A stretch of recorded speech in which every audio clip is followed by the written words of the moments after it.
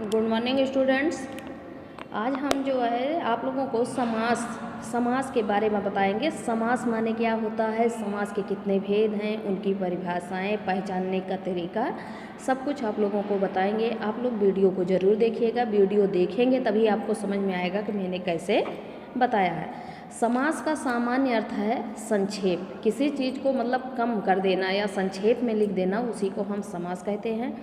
इसका मूल उद्देश्य कम से कम शब्दों से अधिक अर्थ प्रकट करना है। इसका मूल उद्देश्य क्या है कि कम से कम शब्दों में जो है अधिक अर्थ प्रकट करना।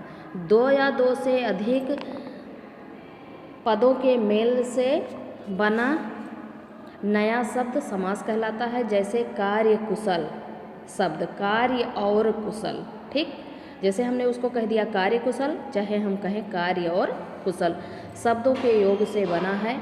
इसका अर्थ है कार्य में कुशलता। इन दोनों शब्दों के जोड़ने वाला शब्द में है। इन शब्दों को दो जोड़ने वाला शब्द जो है में है। समास होने पर इनका लोप हो जाता है। विग्रह करने पर संबंध को प्रकट करने वाले शब्द पुनः दिखला दिए जाते हैं। पाठ्यक्रम मतलब जो है समास कितने हैं? समास है 6 समास होते हैं। तत्पुरुष, कर्मधारय, द्विगु, बहुव्रीहि, द्वंद्व तथा अव्ययी भाव।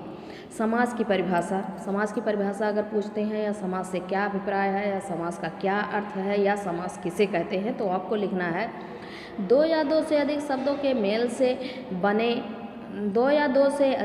के मेल से नए शब्द बनाने की क्रिया को समास कहते हैं। इस विधि से बने शब्दों को समस्त पद कहते हैं। जब समस्त पदों का वापस पृथक पृथक किया जाता है तो उसे हम समास विग्रह कहते हैं। उदाहरणतया जैसे उदाहरण कहा जा रहा है कि गंगा का जल पद में 2 पद है, गंगा और जल। समास होने पर बनेगा गंगा जल, मतलब समास होने पर हम उसको कहेंगे कि गंगा जल। यदि गंगा जल का विग्रह करना हो तो पुनः हम लिखेंगे गंगा का जल, ठीक। तो संक्षेप में है कि समास के लिए कम से कम 2 पद होने चाहिए। पहले पद को हम पूर्व पद तथा दूसरे पद को हम उत्तर पद कहते हैं, ठीक। समास होने पर दोनों पद या अन्य अधिक पद मिलकर एक संक्षिप्त रूप धारण कर लेते हैं। तीसरा है समास प्रक्रिया में बीच की विभक्तियों का लोप हो जाता है।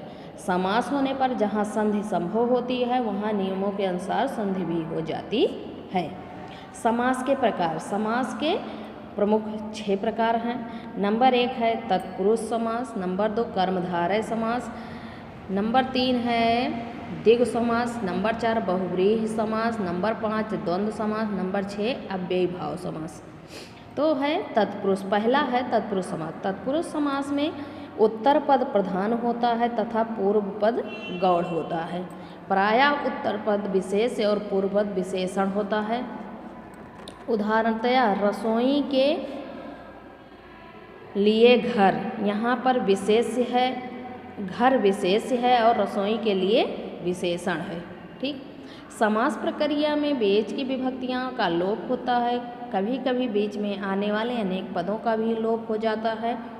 जैसे दही बड़ा का विग्रह है दही में डूबा हुआ बड़ा। समास होने पर में डूबा हुआ तीनों पद लुप्त हो गया है। में डूबा हुआ क्या है, ये लुप्त मतलब छुप गया है उसमें। अगर हम उसका जब विग्रह करते हैं तब मुझे पता चलता है कि हाँ इसमें यह शब्द छिपे हुए। तत्पुरुष समास के निम्नलिखित भेद हैं।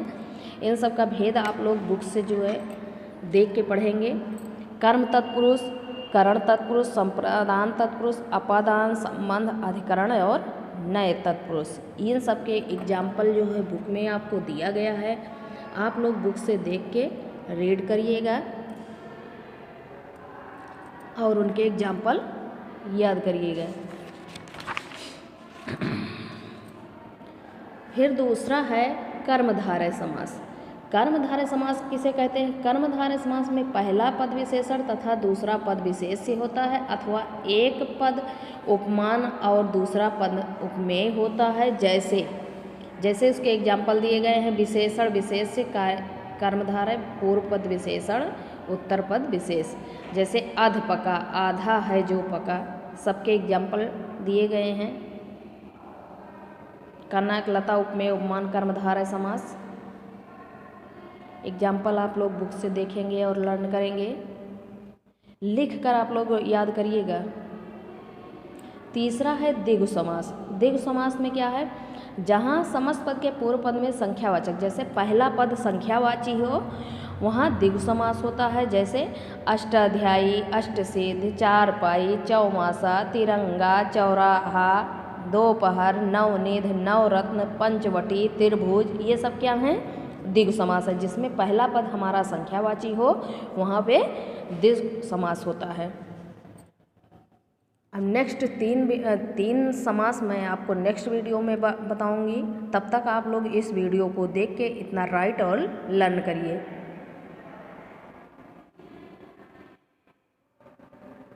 Thank you, have a nice day.